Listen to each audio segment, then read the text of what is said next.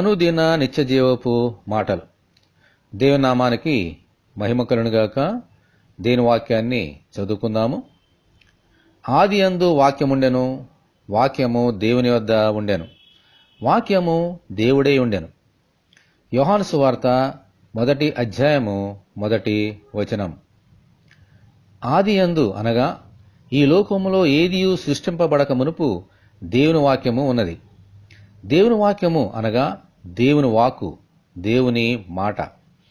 ఆ దేవుని వాక్కు వెలుగు కలుగునుగాక అని చెప్పగానే చీకటిలో ఉన్న లోకమునకు వెంటనే వెలుగు వచ్చింది. హల్లెలూయా. అదే వాక్కు మన ప్రభు అయిన యేసుక్రీస్తు నోటి ద్వారా సైతానును, తుఫానులను, గాలిని, సముద్ర తరంగములను, రోగములను గద్దించింది. శాంతిని, సమాధానమును అనుగ్రహించింది.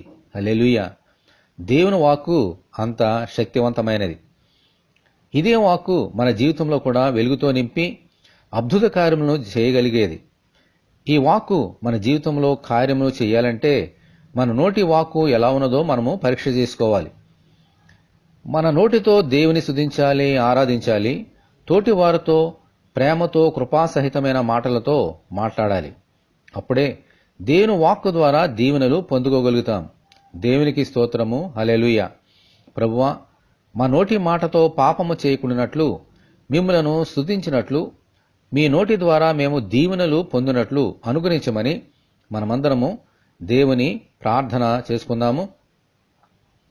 ప్రభువా, మీకు వందనాలు. వాక్యమే ఉన్న దేవా, దేవుడే ఉన్న ప్రభువా, మీకు వందనాలు. మీ వాక్యము సత్యమైనది, మీ వాక్యము స్వచ్ఛమైనది.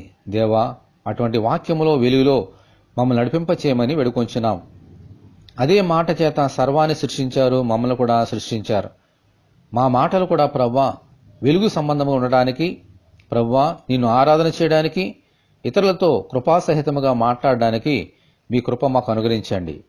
ఈ వాక్యం వింటున్న బిడ్డలందరినీ దీవించి అటువంటి సంతోషకరమైన అనుభవంలోకి నడిపించమని యేసు అతి పరిశుద్ధమైన నామములో ప్రార్థన చేయుచున్నాము తండ్రి. ఆమేన్.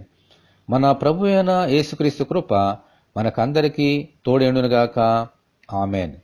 పరిశుద్ధ దేవుని మందిరం.